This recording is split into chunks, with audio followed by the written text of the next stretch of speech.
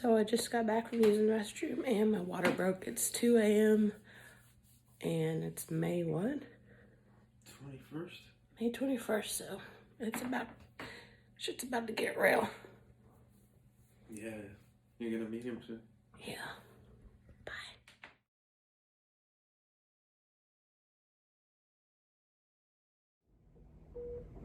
So we are in the hospital room right now. I'm only 1 centimeter dilated. My contractions are every 7 minutes, so they'll probably give me some Pitocin at some point to kind of get things going, but I'm just happy that I actually get to eat a late breakfast / early lunch, so that makes me super happy. I have to try to show you what the room looks like. There's Chris.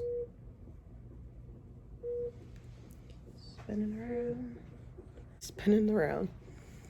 Well, all the nurses that have came in here so far have been freaking awesome, so I'm very grateful for that. Had to get a COVID test up the nostril. That was not fun, but it wasn't as bad as I expected it to be, but it also wasn't like a trip to the candy store. But I got that done, so we're just waiting. What time is it now? It is 5 till 11 o'clock. See you later.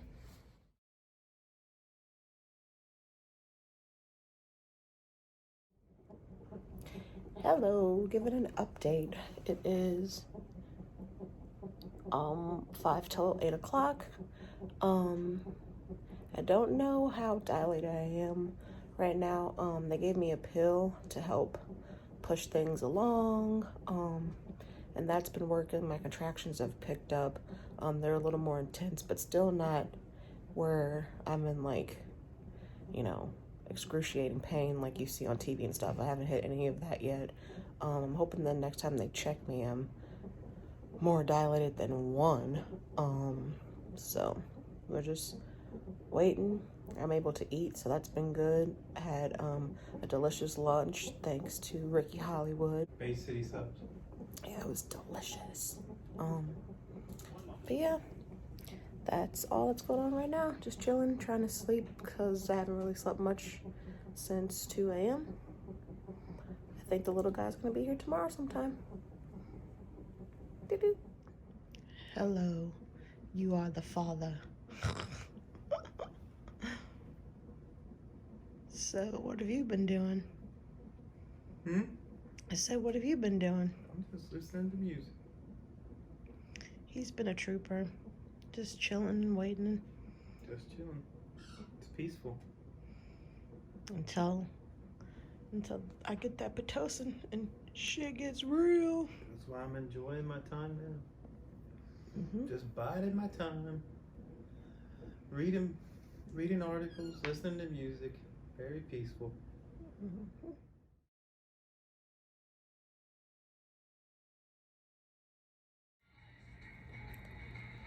This part sucks. I don't know how dilated I am, but I took a second pill to get things going, and the contractions really suck. This really sucks. It's not fair.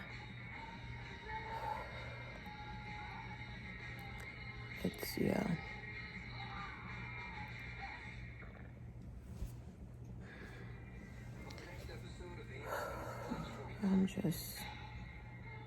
I'm so ready for epidural. It's not even funny.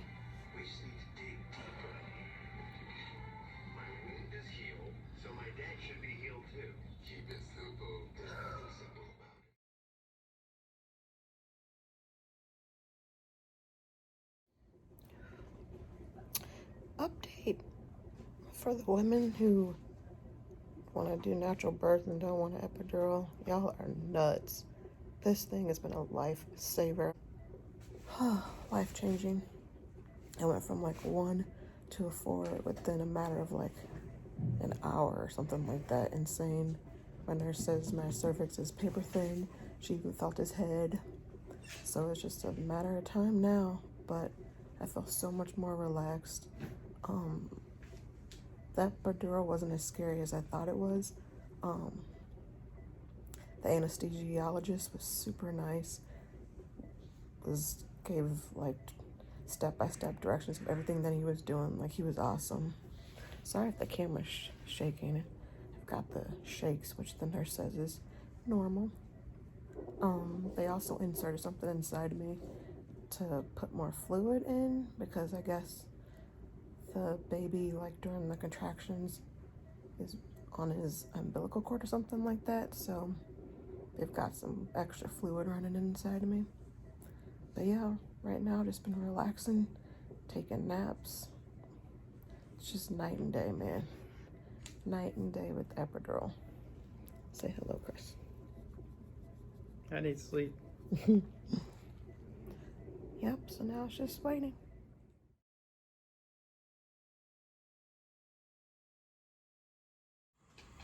Oh, hold on. So a lot has happened since the last time. Got scared there for a moment because I was getting a fever, and my blood pressure was going up, so they had to give me an antibody to get the fever. Yeah, antibiotic. I can't even talk right now. They had to give me an antibiotic to get the fever to go down, and then it finally started going down. It got up there to like 101 something, just because my water, it's been over 24 hours since my water broke, so they're trying to make sure I don't have an infection, and then I started having lower back pain, even though I had an epidural, so they had the anesthesiologist come back in and give me a boost of something that got rid of that pain. But after all of that, the good news is I'm finally dilated to 10. They got the setup going here. So looks like the baby will be here soon. She had me push for a little bit just to make sure I knew what the hell I was doing, because I've never given birth before. I don't know, but I did good. They're trying to get a hold of the doctor, and once they get a hold of the doctor, Ish will be going down. Can't wait to see little man.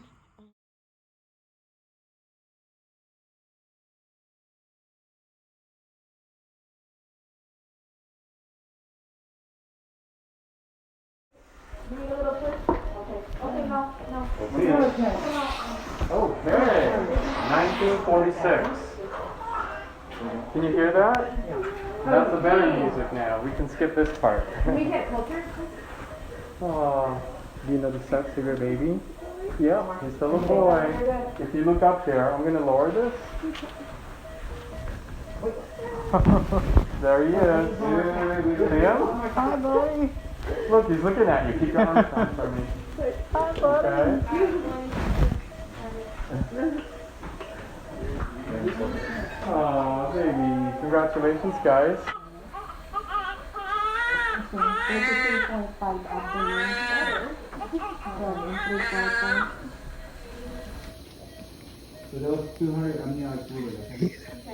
He's so alert. Look at him. He's a handsome boy. He's so alert.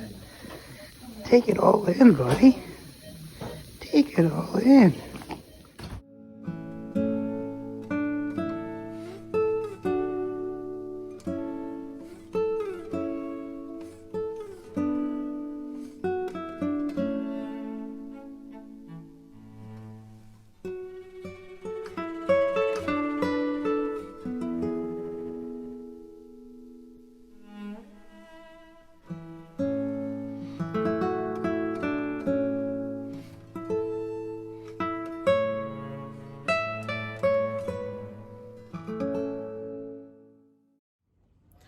So an emergency C-section is not what we had planned. I've never even had a broken bone before, so I was extremely freaked out whenever the doctor said that we'd have to have an emergency C-section, because I pushed for about, I don't even know, maybe 20-30 minutes, maybe something around that. I'm not quite for sure. Felt longer than that. It actually might have been longer than that. I'm not even for sure. You had to push regular, and that wasn't working, so you went on your hands and knees, tried to push that way, and the baby seemed to like that a little bit better, but he wasn't coming fast enough. Yeah, what Chris was saying, I was having contractions, but they were still like spread apart. So I would push and the baby would come down, but then in the time between the next contraction, then the baby would come back up. So it was just a process that was not really working at all. And the doctor said I'd still be pushing for like several hours, but whenever I was having contractions, the baby was in distress. So that's why they had to have an emergency C-section. And when they did that, they were just like, bloop, Chris, pack up your stuff. Like, it was like, they don't mess around when it's time to have a C-section. Cause yeah, they rushed me in there, had him pack everything. It was crazy. Well, they put us in this room, and we had been there for over 24 hours, and we thought that'd be the room we're staying in the whole time we're there. They took some beer and put it in the fridge. Like, we made ourselves at home. Yeah. And then within a minute or two, they said, no, pack up everything. We're going to, I guess, surgery for your C-section. You know, that's a major procedure. And I was freaking out because I didn't even get a chance to, you know, call my mom or my sister and just, you know, tell them to pray for me. So when I was in the surgery room, I'm telling my doctor, like, you know, as I'm in, like, you know, tears running down my eyes, I'm like, can you please get my husband and have him call my mom so she can pray? Because, again, I've never even broken a bone, so I've never had any type of, like, surgery. So I was extremely freaked out.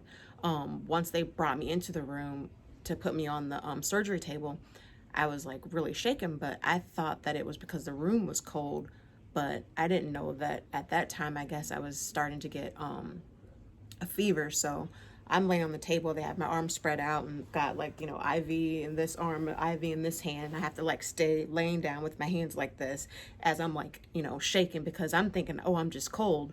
So, during the whole process, I'm just continuing to shake uncontrollably.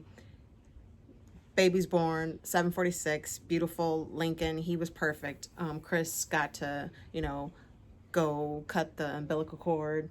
I did. Poor Keisha was, you were out of it, but, you know, I feel a little guilty because those first few moments with the baby, it was just me, and I was holding him, and it was great. That's when we spent so much time thinking of names, and we could never agree. We couldn't come close to agreeing.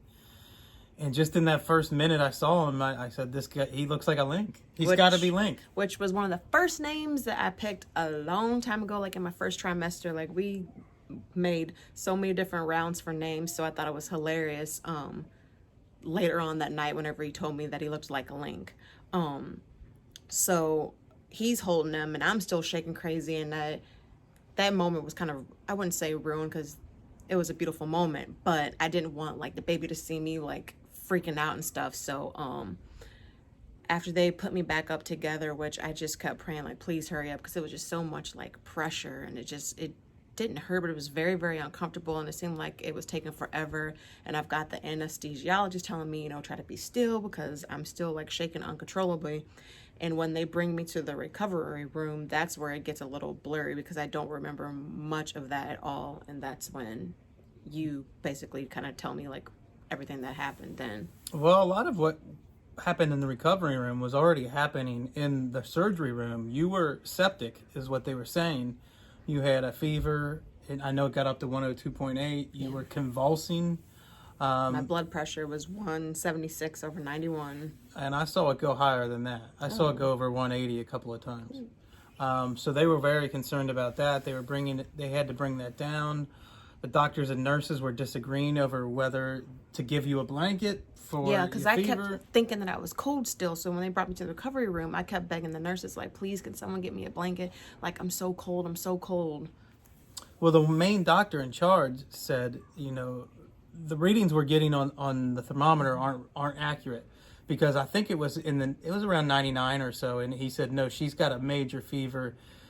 Don't give her that blanket. We need to cool this body down. So they put what looked like a combination between bubble wrap and those old school rafts that you would have in the pool, where like as long as your body, and it's got like the tubes, but it looked like more like bubble wrap, and they put that over you to keep like room temperature instead of your body getting too hot. Because I don't remember any of this. It was scary for a while, because I was holding Link for about 3 or 4 hours during this period, and I was happy to be holding my new son. You know, I didn't want to give him up to the nurses, so I was holding him, and at the same time, Link and I were trying to get over toward you, but I didn't want to be in the way of the doctors and nurses because there was a lot of running back and forth. They were still working on you. They were pretty. I would say it was an urgent situation where they wanted to get your temperature down and your blood pressure down. And at one point, I just thought, if baby and mom walk out of here healthy, like that's all I'll be happy. Yeah. It was. We were worried a little bit about you. It wasn't just a normal like C-section.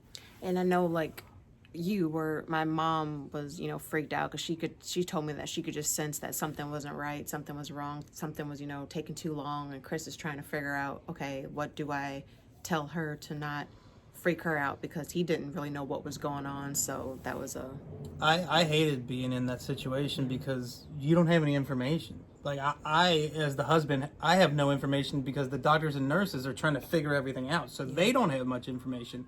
I know your blood pressure's high and I know you have a fever, but I don't know how serious that is. I don't know how concerned I should be. I don't know how worried I should be.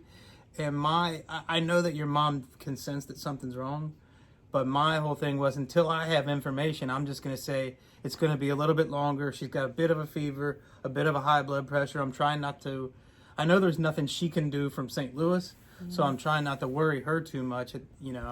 It's a weird position to be in, but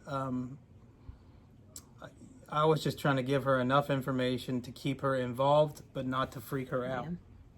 So a lot of that I don't remember. Next thing I remember is waking up. I guess they brought me to another room after the recovery room. And I just remember waking up and like FaceTiming my mom and my sister, showing off the baby and stuff. And that's when, Chris was telling me all this stuff. I'm like, what? I'm looking at the pictures that he took. It was like 4.5 hours at the delivery by that point. And then I'm not for sure how long I was sleeping. But basically I ended up having preeclampsia. So they had me on magnesium and made me super loopy. Like that's why I was FaceTiming and not really knowing what was going on, because from what I remember the nurses saying is that magnesium keeps you from having like seizures because of my blood pressure and stuff was so high. But I had to tell them, you gotta take me down from this, because I'm loopy. I remember, I knew that I had a C-section, but I'm thinking that I could move and do everything. And the nurse had me like, was telling me, oh, you need to sit in a chair today. And I'm just like, oh yeah, like anytime you want me to sit in a chair, like I could do that. And then when I had to, I was like, whoa, like I can't even like move my body. Like what the heck is going on? Like this is awkward. I've never been so, dependent on someone to help me get out of bed to sit in a freaking chair. So that was crazy. That was a crazy time, because in the hospital, he had to do mostly everything with the baby besides the breastfeeding, because it was hard for me to get out of bed. I had to have help getting out of bed. So he was changing all the diapers and whatnot. Well, I could commiserate, because in the last few years, we both have had major surgery on our abdomens, and it's really hard to move when someone cuts open your abdomen. Like it is hard to get out of bed. You can't put pressure on that part of your body. Your core of your body is useless at that point. So it is.